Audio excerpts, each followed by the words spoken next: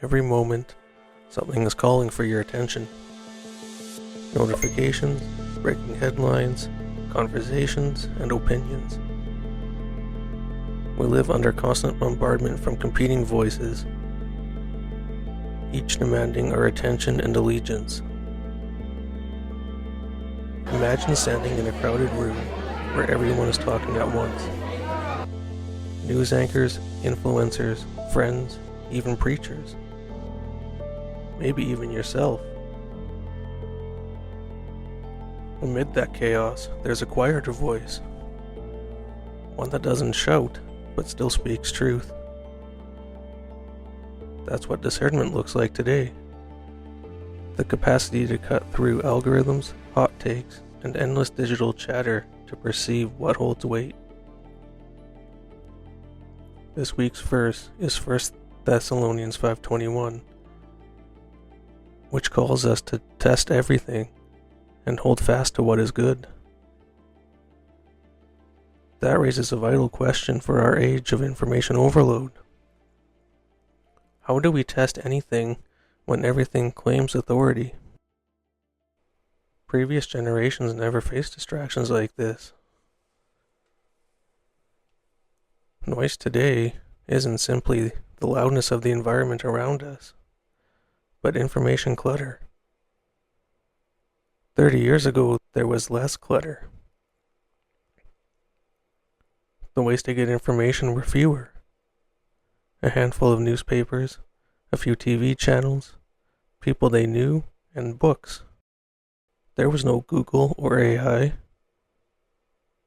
It's not that way anymore, though. We have thousands of channels, endless entertainment, and infinite scroll, and somehow, less peace than ever. No wonder we are drowning. Noise isn't just external, though. It's internal, too. An observance I have had is that the abundance of information is not equal to the abundance of wisdom. And that is how we got here. Because there is so much information and voices floating around, the quality of knowledge and the ability to make a good judgment has gotten worse. It has gotten to the point that dedicated programs at universities were developed.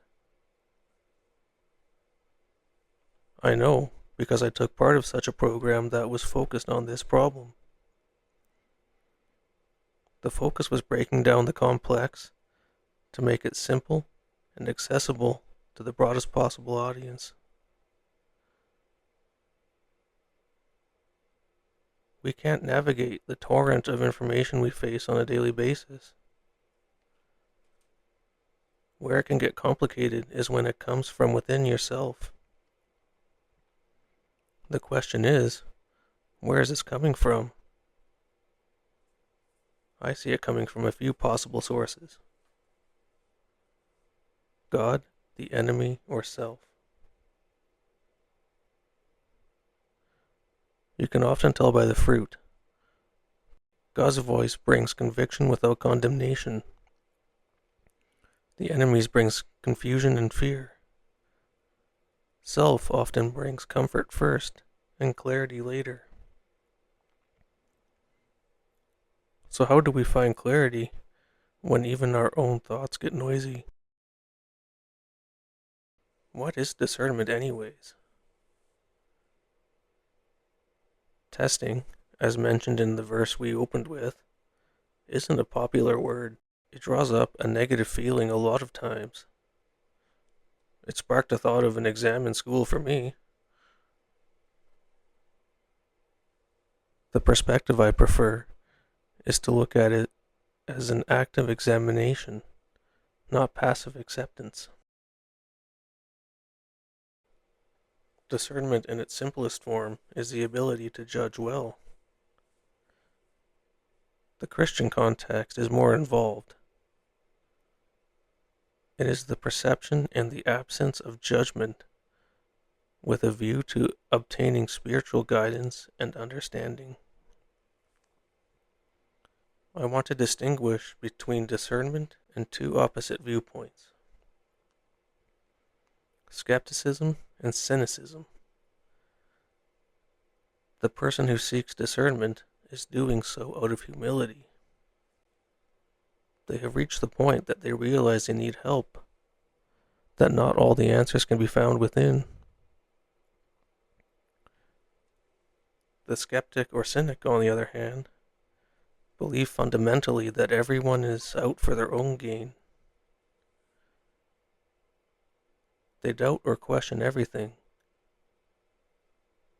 The views of the skeptic or cynic are dangerous because they have shut the door to the possibility that they are wrong, and no amount of proof will be enough. The good news is that it's not impossible for that person to step out of that mindset, but it won't be easy. The blinders need to be removed by Christ. Discernment is also the willingness to be corrected. There are two scriptures I want to look at that show this to be the case. The first I want to look at is Hebrews 5:14. It says, "But solid food is for the mature, for those who have their powers of discernment trained by constant practice to distinguish good from evil." At first reading, the example of food given in this passage doesn't make much sense. What does food have to do with discernment? Looking at it further, though, it reveals the fact that in the same way a newborn isn't ready for solid food, as their body needs time to mature, so discernment follows the same reasoning. It takes time to acquire the ability to question things, not merely take them at face value. The other verse is found in Proverbs 2, verse 3-5. It reads, "Yes, if you call out for insight and raise your voice for understanding, if you seek it like silver and search for it like hidden treasures, then you will understand the fear of the Lord and find the knowledge of God." Proverbs establishes the point about discernment needing humility.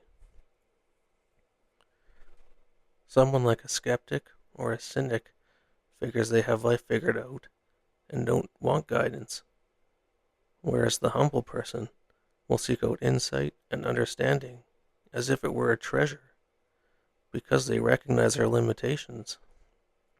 So, what are some barriers to discernment? This is not an exhaustive list by any means, but it will give some idea. Spiritual noise. Voices that use God language, but lack truth. The prosperity gospel comes to mind. I have issues when a pastor is preaching that all God wants for you is to live a worry-free life. Your best life now, as it were. Everything runs smoothly. No financial problems, good health, and abundance. The catch is that you will only obtain this if you give all your money to the church. Well, okay, that last bit is a bit facetious, but the point still stands. Emotional noise. Reacting instead of reflecting. This one might be the hardest to spot because it feels so natural. Emotional noise happens when we react before we reflect, when our first impulse becomes our final word. Maybe it's that post that irritates you, the comment that feels like a jab, or the story that hits just the right nerves. Before you even realize it, you already formed an opinion, drawn a conclusion, or maybe even hit share. Our emotions aren't the enemy. They're part of how God wired us. But when they lead without wisdom, they can drown out discernment. Reacting feels powerful in the moment. Reflecting feels slow. But reflection is where truth has room to surface. Proverbs 29:11 says, "A fool gives full vent to his spirit, but a wise man quietly holds it back." That verse isn't telling us to suppress how we feel. It's calling us to pause, to give the Holy Spirit space to sift what's real from what's reactive. So before responding, it might help to ask, why did this hit me the way it did? Is it conviction or defensiveness? Fear or love of the truth? When we take time to name what we feel, emotion becomes a tool for discernment instead of a distraction from it. So emotional noise can blur our vision from the outside. But there's another barrier that comes from within: internal bias. Internal bias is tricky because it feels like conviction, but often it's comfort wearing a disguise. It's the subtle pull to believe the version of truth that benefits us most. We all do it. We want to be right, to feel safe, to have our worldview confirmed. But discernment can't grow where comfort rules. Sometimes the hardest deception to spot isn't out there. It's the one we tell ourselves. The mind quietly edits what it doesn't want to wrestle with. We filter Scripture through preference, rather than letting Scripture filter us. Jeremiah 17:9 puts it bluntly, "The heart is deceitful above all things, and desperately sick. Who can understand it?" That's not a statement of hopelessness. It's a reminder that we're not the final authority. Bias loses its power when we invite God to search our motives. Like David prayed, "Search me, O God, and know my heart." Distraction dulls discernment. The cost of constant consumption. Constant consumption dulls your ability to test. Have you ever been scrolling on your phone, found a reel that caught your attention, brought you enjoyment or learning, then scrolled to the next video that disputed what you just watched? This happens to me all of the time. I have seen videos where someone says one food is amazing and should be eaten all the time. The next video says that, no, in fact, that is the worst possible thing to do and should be avoided at all costs. It has gotten to the point that I can't make an informed decision and say to myself, well, that was pointless. I become overwhelmed, give up, and ignore the advice altogether. So with everything that we've discussed so far, how can we test things today? It's an important question, so let's get practical. The first is to slow down. Create space between input and judgment. When some new information or opinion comes in, take a few seconds or minutes to process. Don't rush into something to make a rash decision. These situations can lead to poor results and even regret. Secondly, Compare with Scripture. Truth filters through what God's already revealed. Third, seek wise counsel. What we ought not to do is to find counsel in echo chambers, but rather trusted, grounded voices. Do you have a go-to person for advice who acts as a reliable sounding board that won't always give you the safe answer, but gives you honest feedback, even if it's not what you want to hear?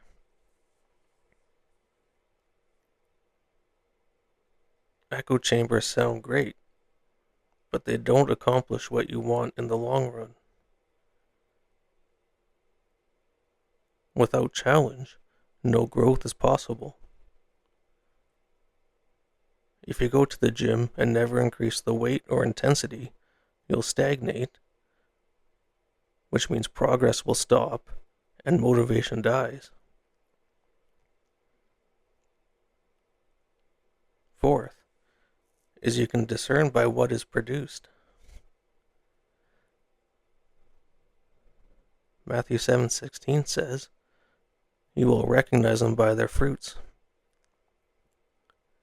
Use your gut. What emotion does what you are consuming cause? Is it anxiety? A sense of unease? Confusion? If so, disconnect for a time and take a break to refocus. If the same source brings negative emotions every time, unfollow. There have been times when I have had to do this. Last, but certainly not least, pray for discernment. As I mentioned in last week's episode, the Holy Spirit's role, among other things, is guidance. John 16:13 says, "When the Spirit of truth comes, he will guide you into all truth, for he will not speak on his own authority, but whatever he hears he will speak, and he will declare to you the things that are to come." Seeing as how the Holy Spirit doesn't speak on his own authority, why do we elevate ourselves as the ultimate authority about life? I suppose it can be traced back to our fallen sin nature. Discernment grows in proximity to God. The closer we walk with him, the clearer his voice becomes amid the noise. As the noise dies down and the episode draws to a close, here's the thought that lingers. The world isn't going to get quieter. The feeds won't slow, the opinions won't soften. But discernment was never about controlling the volume out there. It's about shaping the attention within. Discernment doesn't mean we shut out all the noise. It means we learn to listen differently. Paul's words in 1 Thessalonians 5:21, "Test everything, hold fast to what is good," aren't about suspicion. They're about practice. Testing takes time. It's a habit formed in quiet spaces where we are willing to question not just the world's claims, but our own assumptions too. Holding fast to what is good doesn't happen by accident. It happens when truth matters more than approval. When we measure words, even spiritual ones, by the fruit they bear, not just how they sound. So as you walk into the week, take a moment before you react, before you share, before you let something settle into your soul. Ask yourself, does this align with truth? Does it produce good fruit? Does it draw me toward the one who speaks in a steady, quiet voice? You don't have to decipher the whole world. Just start by testing what's in front of you and holding fast to what proves true. So maybe this week, let the noise keep doing what it does. You don't have to fight it. Just step back, test what you hear, and hold fast to what proves good. Because discernment isn't loud, it's steady. And in a world that rewards volume, the kind of quiet strength might just be the clearest sign of wisdom left. Truth doesn't compete for your attention. It waits patiently. I want to issue a challenge to you this week, which is this. Don't just listen for what is loud. Listen for what is true. Thank you for joining me on this journey. Every week we uncover more of God's truth hidden in plain sight, and every step brings us closer to the one who is truth. Until next time, keep your heart anchored in Scripture, your eyes open to the world around you, and your hands ready to live out what you have learned.